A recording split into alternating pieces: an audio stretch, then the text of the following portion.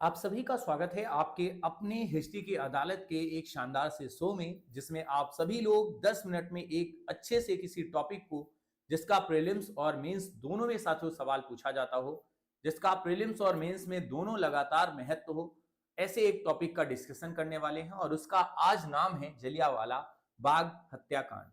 इस कांड में आखिर अंग्रेजों ने किस तरीके के वो संवेदनशील मुद्दों को एक तरीके से भड़का दिया, जो भारत और ब्रिटेन के बीच के रिलेशन को एक गहरी खाई के रूप में साथियों बना देते हैं।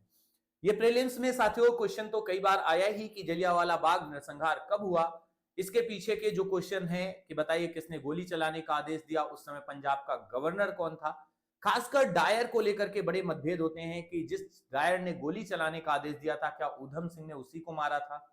तो वो सारे जो आपके मन में डिलेमा होते हैं इस टॉपिक को लेकर के, हम एक 10 मिनट के शो में अलग से साथियों उसको कवर कराने का प्रयास करते हैं। और मुझे पूरा विश्वास है कि इस वीडियो के बाद आपके मन में जलियांवाला बाग हत्याकांड को लेकर के जो भी सवाल उठ रहे होंगे वो सारे आपको सॉल्व हो गए होंगे। फिर भी यदि आपको लगता है कि कुछ और इसमें ऐड ऑन करना है तो प्लीज आप कमेंट में जरूर बताइएगा। हम शुरू करते हैं आज के अपने सेशन को, और इसमें प्रयास करूंगा अपने तरीके से कि आखिर जलियांवाला बाग कांड हुआ था तो उसके पीछे के कारण क्या थे। सभी लोग ध्यान से देखिएगा। आप सभी के सामने सबसे पहले जलियांवाला बाग हत्याकांड जो है ये कब हुआ था, तो इसको आप याद रखना कि ये आपकी 13 अप्रैल की घटना थी 1919 को। ये हत्याकांड जो है वो साथियों हुआ था। कब हुआ था? तो 13 अप्रैल को। सभी को याद रखना है 1919 को ये हत्याकांड हुआ था। बैसाखी का दिन था। उसके पीछे के रीजन क्या थे? तो कारण थे रॉलेट एक्ट और सत्याग्रह सभा। सत्याग्रह सभा जो है ये गांधी जी के द्वारा स्थापित की गई थी। रॉलेट एक्ट के विरोध के लिए जितने भी देश के बड़े लीडर्स थे वो सारे के सारे इस कानून के विरुद्ध अपने अपने तरीके से आंदोलन कर रहे थे।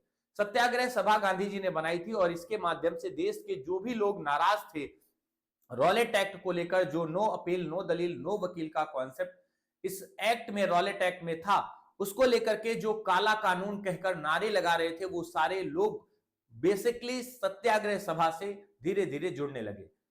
यहां पर ध्यान रखिएगा पंजाब की स्थिति सत्याग्रह सभा के साथ और ज्यादा गंभीर हो गई, क्योंकि गांधी जी मिल गए और उसके साथ एक बड़ा चेहरा था डॉक्टर सतपाल।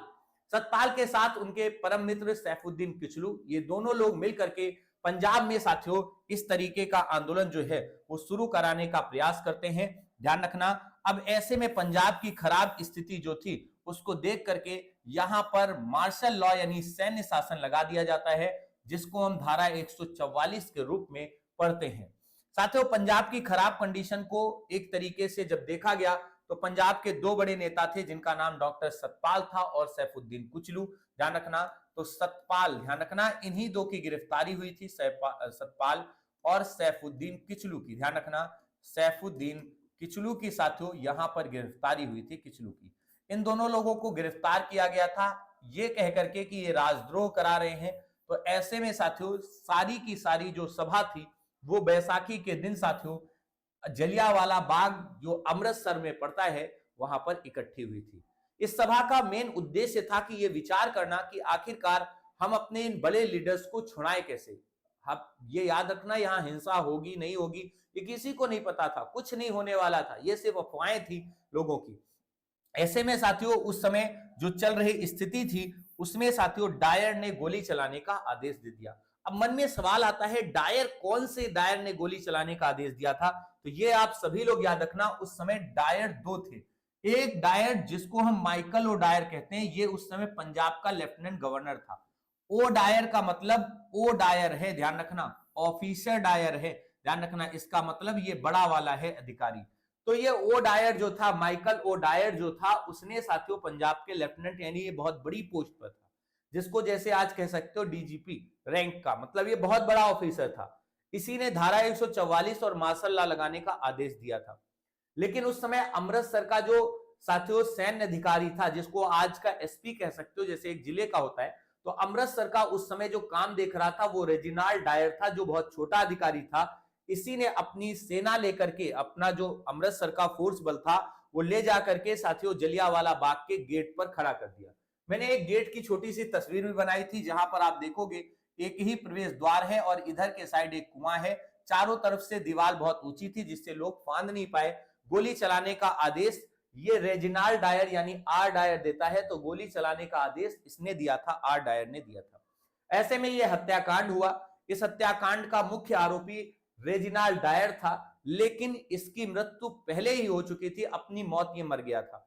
अब उधम सिंह जब बड़े हुए तो उन्होंने इस घटना के बारे में पूरा पढ़ा, देखा कि अंग्रेज जो हैं वो किस तरीके से दोषी हैं, लेकिन किसी ने कुछ नहीं किया। तो ऐसे में उधम सिंह लंदन जाते हैं। वहां माइकल ओ डायर को 1940 में साथियों 13 मार्च 1940 को इन्होंने गोली मार दी थी। तो मारा जिसको था वो उतना अपराधी नहीं था, गोली चलाने का अधिकारी जो है वो ये था, अधिकार मतलब वो भी था, गिल्टी वो भी था, अपराधी वो भी था, क्योंकि धारा तो इसी ने लगाई थी। लेकिन जितना ये था गोली चलाने का अधिकारी जो था वो रेजिनाल्ड डायर था, लेकिन उधम सिंह ने इसको गोली मार दी।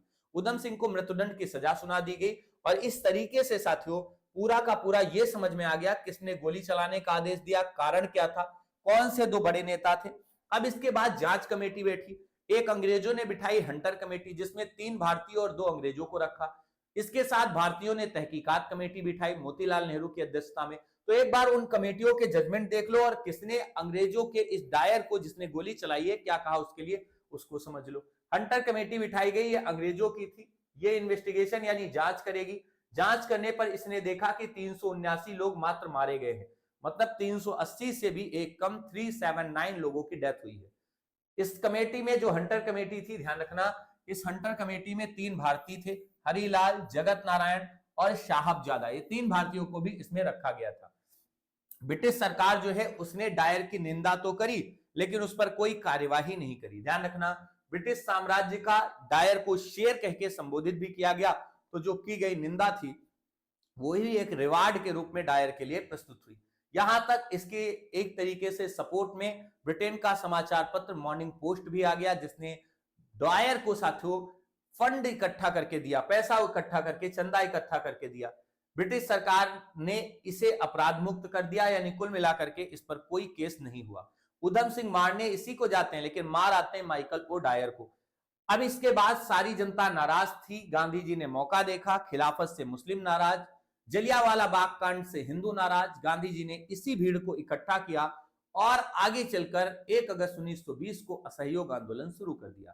तो ये साथियों ध्यान रखिएगा कि जो असहयोग आंदोलन में आपको बहुत बढ़ चढ़ करके लोगों का एक भागीदारी थी, उसका एक कारण जलियांवाला बाग कांड भी था, तो इसे आप याद रखना।